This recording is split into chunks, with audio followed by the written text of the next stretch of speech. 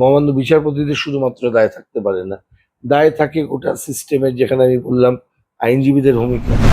তো সব মিলিয়ে মামলা হলে ডে টু ডে এই ধরনের মামলার শুনানি হওয়া উচিত। রাজনৈতিক দল যখন বিচার ব্যবস্থাকে বা বিচার ব্যবস্থার রাজনীতিটাকে সম্পূর্ণভাবে নিয়ন্ত্রণ করতে চায়, তখন কিন্তু এটা বিপজ্জনক। জাস্টিস ডিলেড, জাস্টিস ডিনায়েড, এটাও যেমন একটা বক্তব্য, তেমনি জাস্টিস হারিড, জাস্টিস বারিড।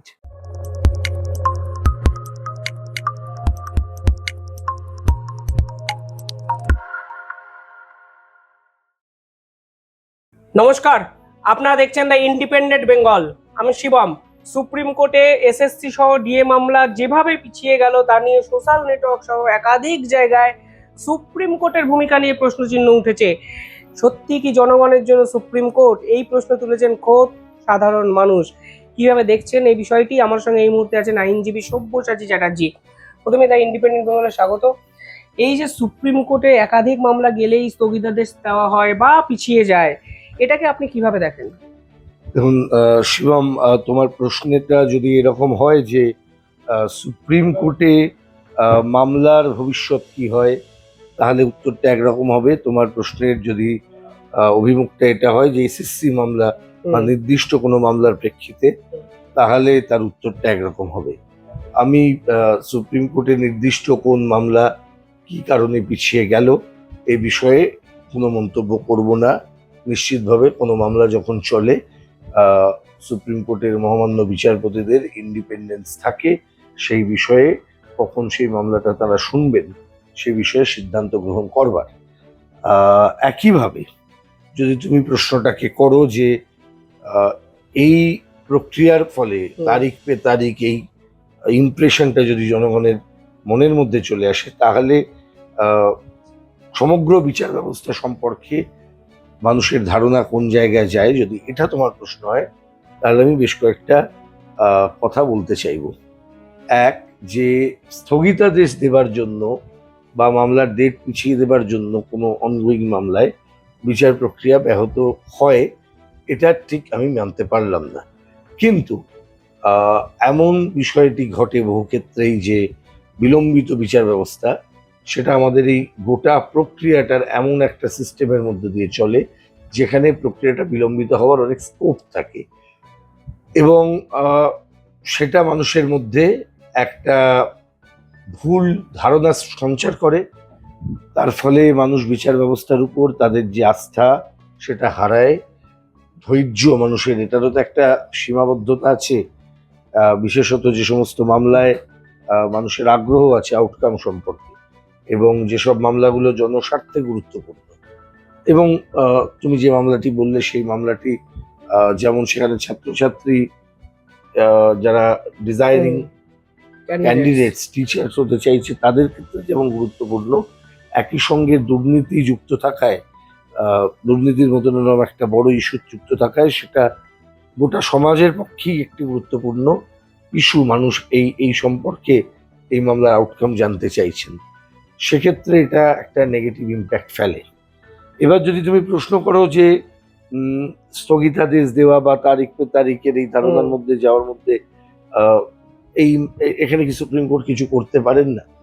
আর তুমি যদি আমায় জিজ্ঞেস করো, আমি বলবো এই ধরনের মামলার ক্ষেত্রে ডে টু ডে হিয়ারিং হওয়া বাঞ্ছনীয়, এবং সেক্ষেত্রে শুধুমাত্র আদালতের ভূমিকা থাকতে পারে না, মানে মহামান্য বিচারপতিদের শুধুমাত্র দায় থাকতে পারে না, দায় থাকে গোটা সিস্টেমের, যেখানে আমি বললাম আইনজীবীদের ভূমিকা, সেখানে থাকে গোটা অন্যান্য মামলার চাপ, প্রেশার ইত্যাদি। তো সব মিলিয়ে মামলা হলে ডে টু ডে এই ধরনের মামলার শুনানি হওয়া উচিত, যেখানে মানুষ তার কোনো অধিকারের প্রশ্নে বলুন, তোমার কোনো একটা গোটা দুর্নীতির মুখোশ খোলবার প্রশ্নে বলো, যারা দুর্নীতির মাস্টার মাইন্ড তাদের সাজার প্রশ্ন বলো, এটা যদি আমরা বিলম্বিত করে দিই, তাহলে মনে হয় যে বিচার ঠিক হয় না। তাই আমি বলবো ওই এর মধ্যে একটা ব্যালেন্স দরকার। ইংরেজিতে দুটো কথা আছে, ওই জাস্টিস ডিলেড, জাস্টিস ডিনায়েড, এটাও যেমন একটা বক্তব্য, তেমনি জাস্টিস হারিড, জাস্টিস বারিড। তো এর মধ্যে ব্যালেন্স করা, এটা বোধহয় জরুরি। সাধারণ মানুষের একটা ধারণা যে রাজনীতি দ্বারা বিচার ব্যবস্থা প্রভাবিত হচ্ছে, অন্তত সুপ্রিম কোর্টের আঙিনায়। এটা নিয়ে আপনি কি বলবেন? আপনি কি বিশ্বাস করেন রাজনীতি দ্বারা কোর্ট পরিচালিত আমি হয়? আগেও বলেছি, এখনো বলছি, আমার এটা স্পষ্ট অবস্থান এবং জুরিসপ্রুডেন্সের অবস্থানটাই হচ্ছে এটা যে বিচার ব্যবস্থাও রাজনীতির বাইরে নয় এবং বিচার ব্যবস্থার নিজস্ব একটি রাজনীতি আছে এবং সেটা বিচার ব্যবস্থা কেন্দ্রিক রাজনীতি, বিচার প্রক্রিয়া কেন্দ্রিক রাজনীতি এবং প্রতিটি মামলাই যেখানে দ্বন্দ্ব আছে সেটি কিন্তু আদতেই একটি পলিটিক্যাল কনফ্লিক্ট। যে অর্থে আমরা পলিটিক্স বুঝি, পার্টি পলিটিক্স, যেটা আমরা নির্বাচনী রাজনীতির ক্ষেত্রে একটা লিমিটেড পলিটিক্সকে আমরা বুঝি, সেই অর্থে নয়, এটা অনেক বৃহৎ অর্থে বিচার ব্যবস্থার একটি রাজনীতি আছে।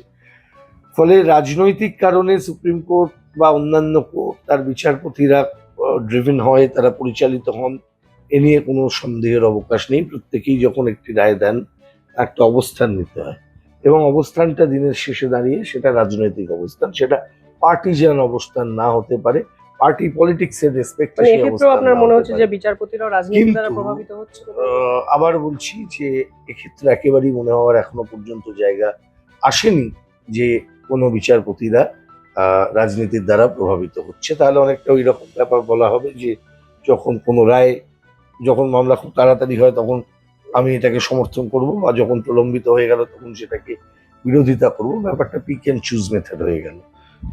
আমার মনে হয় না সেই রকম একটা ঘটনা, এইরকম বিচার প্রলম্বিত হওয়ার ঘটনা যদি দু একটি ক্ষেত্রে হয়। একটা সময় এসেছিল আমাদের ভারতের বিচার ব্যবস্থার ক্ষেত্রে 18-19 এই রকম সময়, যে নির্দিষ্ট কিছু মামলার ক্ষেত্রে দেখা গেছিল সুপ্রিম কোর্টে বেঞ্চ, নির্দিষ্ট কতগুলো বেঞ্চেই মামলা যাচ্ছিল। তখন চিফ জাস্টিস ছিলেন দীপক মিশ্রা। মনে আছেন যে 5জন মহামান্য বিচারপতি সুপ্রিম কোর্টের, তারা একটি প্রেস কনফারেন্স করেছিলেন এবং সেই প্রেস কনফারেন্স থেকে তারা বেশ কিছু কথা জাতির উদ্দেশ্যে বলেছিলেন। তার থেকে এটা পরিষ্কার হয়েছিল যে সুপ্রিম কোর্টে যা কিছু হচ্ছিল সেগুলো ইন অর্ডার ছিল না এবং জুডিশিয়াল পলিটিক্সের প্রশ্নেও বলো এবং গোটা সিস্টেমের প্রশ্নে বলো, সেগুলো খুব একটা আকাঙ্ক্ষিত বস্তু ছিল না। আমরা তারপর সেই সময়টা থেকে অনেকটা এগিয়ে এসেছিলাম। আমরা ভেবেছিলাম যে এই জায়গাটা থেকে আমরা খানিকটা মুক্তি পাবো, কিন্তু পরবর্তী সময়ে আমরা দেখেছি রায় প্রদানের ক্ষেত্রেও সুপ্রিম কোর্টের কিছু নির্দিষ্ট ধারণা, যদিও আমি আবার বলছি যে একজন বিচারপতির সেই অবস্থান নেবার স্বাধীনতা রয়েছে, কিন্তু আমাদের সাংবিধানিক মূল্যবোধকে নাড়িয়ে দেবার ক্ষমতা কোনো বিচারপতিরই নেই। আমরা দেখেছি এরকম বেশ কিছু রায়, সেখানে আমাদের সাংবিধানিক মূল্যবোধকেই চ্যালেঞ্জ করে দেওয়া হয়েছিল। বেশ কিছু প্রশ্ন, এই যে তোমার মনে আছে শিবম, তখন মাঝে মধ্যেই, মানে অন্ততপক্ষে এই লোকসভা ভোটের আগে দীর্ঘ সময় আমরা দেখেছি সুপ্রিম কোর্টেও এই ধরনের প্রশ্নকে ছুঁড়ে দেওয়া, ভাসিয়ে দেওয়া, এই নিয়ে আলোচনা করা যে বেসিক স্ট্রাকচার ডক্ট্রিন আমাদের সংবিধানে, তার যৌক্তিকতা কোথায়, এই ধরনের কথা চলে আসছিল। আমার মনে হয় যে এটা বিচার ব্যবস্থার কে সম্পূর্ণভাবে রাজনৈতিক দল যখন নিয়ন্ত্রণ করতে চায়, তার জন্য আমি রাজনীতি, বিচার ব্যবস্থা, রাজনৈতিক দল, এই তিনটি শব্দকে আমি আলাদা করছি। রাজনৈতিক দল যখন বিচার ব্যবস্থাকে বা বিচার ব্যবস্থার রাজনীতিটাকে সম্পূর্ণভাবে নিয়ন্ত্রণ করতে চায়, তখন কিন্তু এটা বিপজ্জনক, আমাদের সাংবিধানিক ব্যবস্থার পক্ষে, গণতান্ত্রিক ব্যবস্থার পক্ষে বিপজ্জনক কিছু ইন্ডিকেট করে। এটা সাধারণ মানুষের আশা ভরসার স্থল যে বিচার ব্যবস্থা, আপনার কি মনে হয় এই বিচার ব্যবস্থার কঙ্কালসার চেহারাটা সাধারণ মানুষের ভরসার জায়গাটাকে তলিয়ে দিচ্ছে? আমি আবার বলছি, বিচার ব্যবস্থার চেহারা কঙ্কালসার নয়। এখনো মানে আমি এই পর্যন্ত জন্য বললাম আমাদের যে দেশে এত মামলা হিয়ারিং পেন্ডিং আছে। আমি দেখলাম ডিএ মামলাটা হয়েছে 7ই জানুয়ারি, মানে 7-8, প্রায় 6-7 মাস পরে একটা মামলা লিস্টিং হচ্ছে, যেখানে বৃহৎ জনস্বার্থ নামক এই শব্দটা জড়িয়ে আছে। এবার এই বৃহৎ জনস্বার্থের অনেকগুলো প্রশ্ন আছে। বৃহৎ জনস্বার্থ বলতে তুমি যেটাকে দেখছো তোমার দৃষ্টিভঙ্গিতে, বিচার ব্যবস্থার ওই জায়গায় বসে তারা যখন দেখেন সেখানে বৃহৎ জনস্বার্থের সংজ্ঞাটা একটু অন্যরকম হয়। সেই দিক থেকে দাঁড়িয়ে আমার মনে হয় যে এটার মধ্যে রাজনীতি না দেখাটাই ভালো। বিচার ব্যবস্থায় একটি মামলা কিছুদিনের জন্য পিছিয়ে গেছে, এটা একটা স্বাভাবিক প্রক্রিয়া। তুমি বলতে পারো প্রক্রিয়াটা ঠিক না, প্রক্রিয়াটা ক্ষতি করে, এটা বাস্তব, এর ফলে কনফিডেন্স শেক করে। কিন্তু আবার বলছি যে এটা থেকে বিচার ব্যবস্থার কঙ্কালসার চেহারা ধরা পড়ছে এমন কোন রকম সিদ্ধান্তে আসাটা ঠিক না, সঠিক না।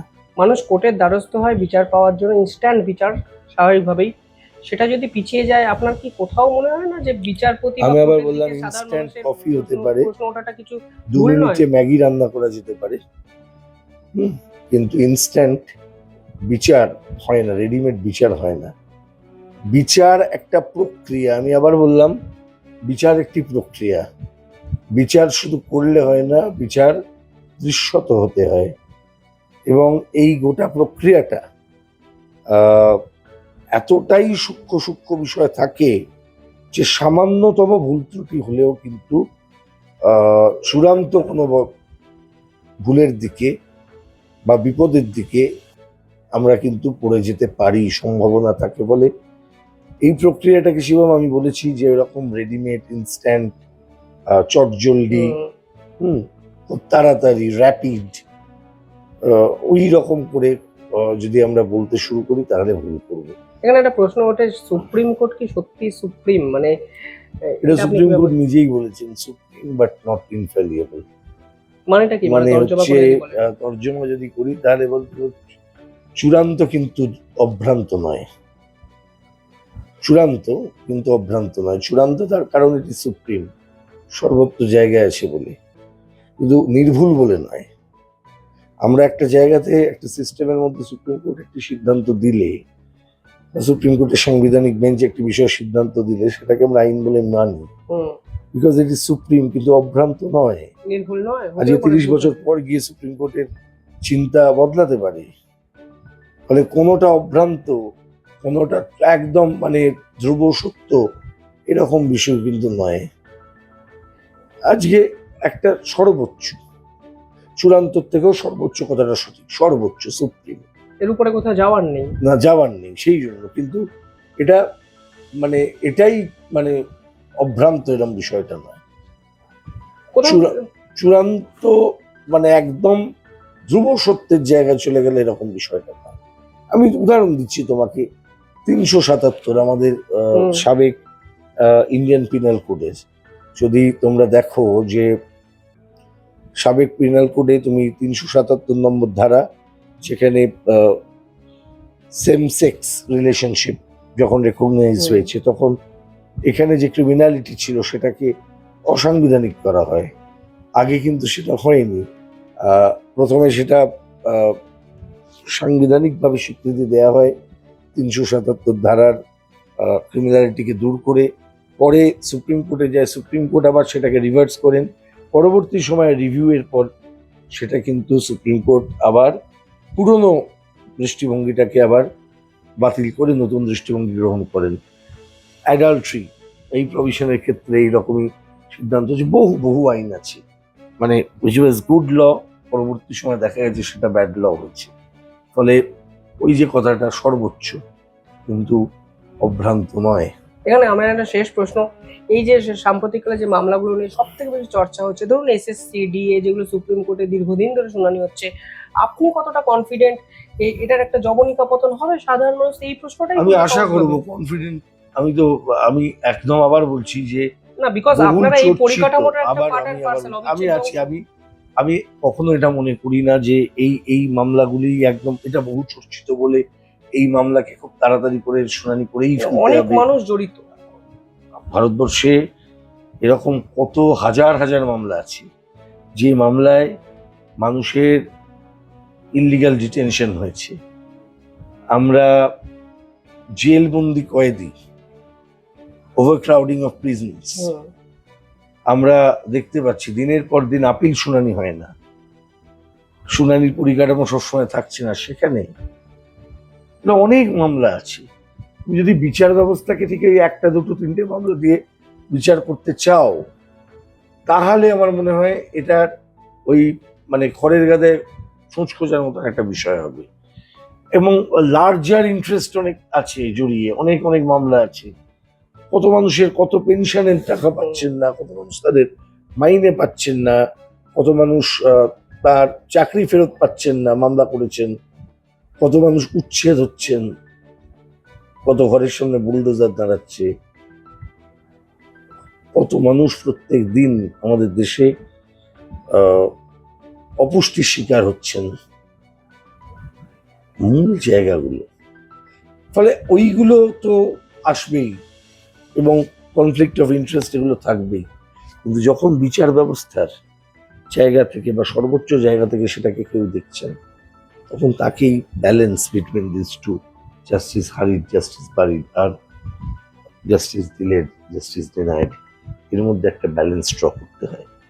ফলে এটাকে যদি আমি একদম ওই যেভাবে আমরা যখন পার্টি পলিটিক্স করতে, যখন আমরা বা সংসদীয় গণতন্ত্রে যেভাবে রাজনীতিতে আমরা কথা বলি, সেটাকে যদি বিচার ব্যবস্থার রাজনীতিতে সেটাকে সেভাবে বলতে শুরু করি, তাহলে এটা আমাদের পক্ষে খুবই বিপজ্জনক হচ্ছে।